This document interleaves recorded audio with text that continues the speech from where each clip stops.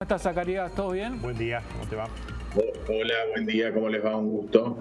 Has publicado en Twitter, en tu cuenta de Twitter, @ZacaríasBustos, unos tweets que se han viralizado respecto a la explicación de qué sucedió en Córdoba para que tan rápidamente podamos volver a flexibilizar nuestra cuarentena.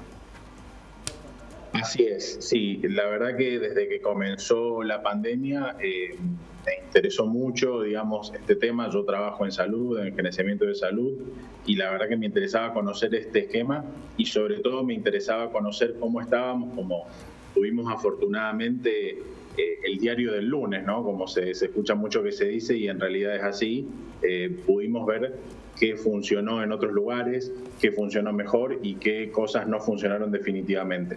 La idea fue un poco, ayudar desde mi lugar a que se tome conciencia sobre qué pasos debíamos seguir en base a los países que mejor funcionaron. ¿Y qué es lo que pasó, Zacarías? ¿Cómo logramos lo que vos mencionás, que es obliterar la curva? Bien, vos sabés que desde un principio se escuchaba que mucha gente hablaba de que teníamos que aplanar la curva, que ese era el objetivo. En realidad, cuando se empieza a investigar un poco, cuando vos aplanás la curva, eso es muy bueno para los países que lo pueden hacer, pero no implica que vayas a dejar de tener casos, porque aplanar la curva significa que vas a tener como una constante de casos. Por ende, el virus va a seguir activo y lo podrás manejar con mejor o peor suerte.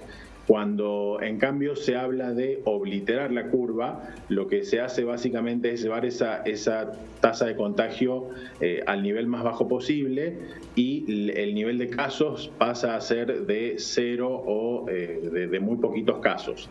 De hecho, hay una iniciativa a nivel mundial, una ONG que se llama endcoronavirus.org, que va contando básicamente qué países ya lo han logrado.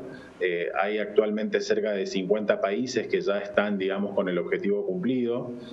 Por supuesto, muchos países de Europa, inclusive países como Italia y España, que pasaron, digamos, por momentos muy complicados, como nosotros lo pudimos ver, han logrado de alguna forma obliterar la curva. De hecho, habrán escuchado que España en estos últimos días ha tenido una muerte, 2 muertes por día y muy poquitos casos de contagio.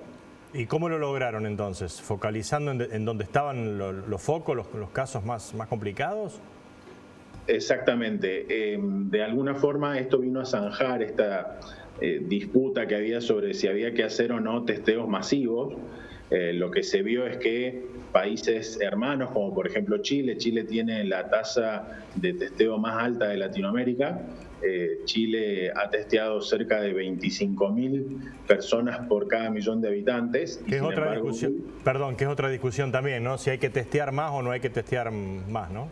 Exactamente. Y la verdad es que es, digamos, un poco cierto que hay que testear más, sobre todo en algunos lugares, pero lo que vemos es que en realidad lo que funciona es un testeo eficiente. Entonces, lo que dice esta ONG y lo que estamos viendo, digamos, que ha funcionado, como por ejemplo, tomando por caso Nueva Zelanda, que fue noticia hace un par de semanas diciendo que habían sido el primer país en dar por terminada de alguna forma la pandemia, y lo que se ve ahí básicamente es que no se trata tanto de la cantidad de testeos que se hacen, sino de que sean testeos eficientes. ¿A qué sacaría testeos eficientes? Veamos el caso de la provincia de Córdoba, del COE, que tomó medidas muy ágiles en cuanto a lo que fue, por ejemplo, el brote del Hospital Italiano o el brote del Mercado Norte, donde o lo que ocurrió en nuestro Hogar 3, ¿no? Donde se cerró el barrio, después del Mercado Norte se cerraron y se hicieron cercos sanitarios en 16 barrios y se hizo testeos masivos, pero de contactos estrechos, ¿no? Se hace el recorrido de con quién estuvo esa persona que dio positivo. Exactamente, para que ustedes se den una idea, cuando esto empezó allá por marzo, Córdoba testeó aproximadamente 1.000 personas, se testeaban en ese momento sintomáticos. Luego ya a partir de abril, el gobierno a través del COE, que ha trabajado realmente muy bien desde que empezó esto, aumentó casi en un 1000% los testeos. ¿Por qué? Porque empezó a testear sintomáticos y a sus contactos estrechos. Lo fundamental en esto es que se han testeado siempre contactos estrechos, tanto sean sintomáticos como asintomáticos. sintomáticos. Esa es la mayor diferencia que uno puede ver con respecto a otros lugares, como por ejemplo, hablábamos recién de Chile.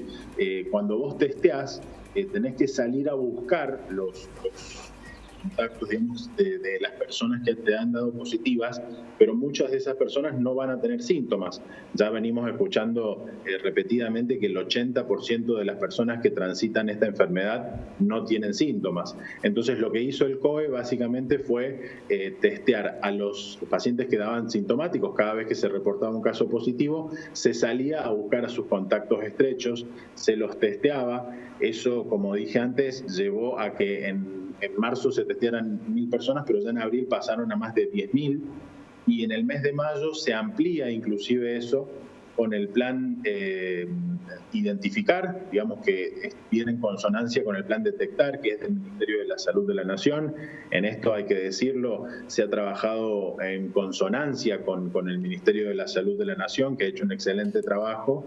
Y básicamente lo que permitió esto fue triplicar. En mayo se testearon casi 28.000 personas en Córdoba, lo cual hoy nos hace tener una tasa de testeos, que también se escucha mucho este concepto, si la tasa era baja, si era poca. Bueno, nosotros en Córdoba tenemos hoy 10.366 testeos por millón de habitantes.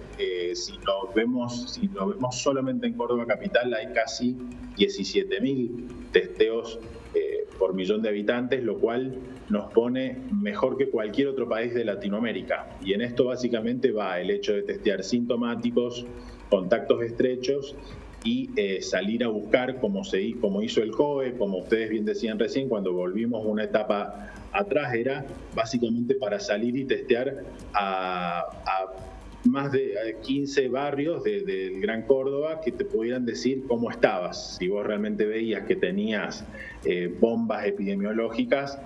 Y bueno, había que quedarse un poquito más en la fase 3. Afortunadamente lo que se vio fue que no había una carga viral, digamos, no había una transmisión comunitaria tan fuerte. Y lo que hemos visto en estos últimos días es que básicamente, excepto el domingo que tuvimos un caso por un paciente repatriado que volvía de México, hace ya 6 días, sin contar ese día en el medio, hace 6 días que la provincia reporta 0 casos diarios. Zacarías, me parece que es importante tu palabra también, porque no formás parte del COE, no formás parte de ser funcionario público tampoco, lo cual también le da una mirada distinta. La pregunta que te quiero hacer, Zacarías, es ¿cómo ves el futuro? ¿Cómo debemos seguir en Córdoba? ¿Debemos flexibilizar, levantar la cuarentena? ¿O si es riesgoso? ¿O si depende de que nos tenemos que portar bien? Es fundamental. La cuestión del comportamiento social es fundamental. Cuando nosotros vemos, por ejemplo, yo recién hablaba de Nueva Zelanda, que, digamos, pudo de alguna forma determinar que la pandemia ya se había terminado.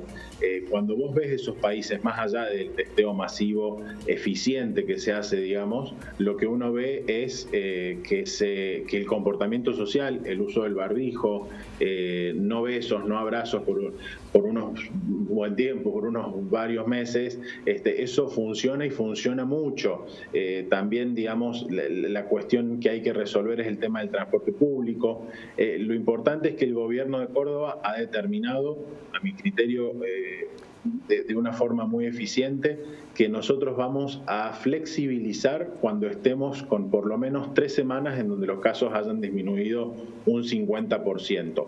Cuando la tasa de contagios, que es el R0 o el RO, como también se lo conoce, que hoy está en 0,9, en los países que abren cuando están con un RO inferior a 1. Nosotros estamos en estas últimas 2 semanas en 0,9, y ayer lo dijo el ministro Cardoso. El objetivo es que cuando esté entre 0,5 y 0,7 podamos flexibilizar.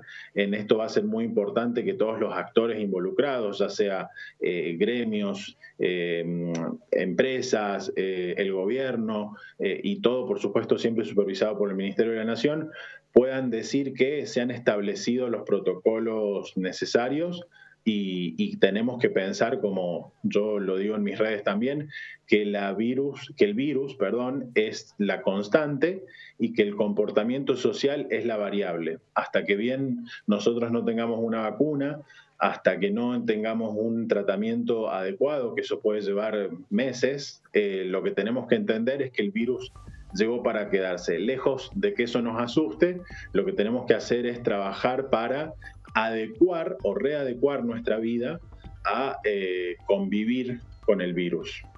Bueno, Zacarías, te agradecemos el contacto con la Crónica Matinal. La verdad que queríamos tener la palabra de un especialista para poder tener una explicación que muchos nos hacemos de cómo puede ser que en un momento estábamos con la alarma sumamente encendida del retroceso de Córdoba a la fase 3 y que rápidamente podamos entrar nuevo a un camino hacia la nueva normalidad, ¿no? Tal cual, sí. Yo, por último, me gustaría, más que agradecerles, digamos, por supuesto, por este tiempo, decir que en esta nueva etapa que nos toca vivir, puede ser que en algún momento tengamos que volver atrás unos pasos y eso no implica que las cosas estén drásticamente mal, sino que se hace por una cuestión de precaución. Como se hizo en la última vez, volvimos una semana atrás, salimos a testear a todos los barrios y todo dio bien y pudimos volver a la etapa 4. Hay que acostumbrarse a que quizás esos movimientos estén por un tiempo cuando se detecte un posible brote. Bien, Zacarías, muchísimas gracias, muy amable, que tengas buen día. Gracias a ustedes, buen día. Hasta luego.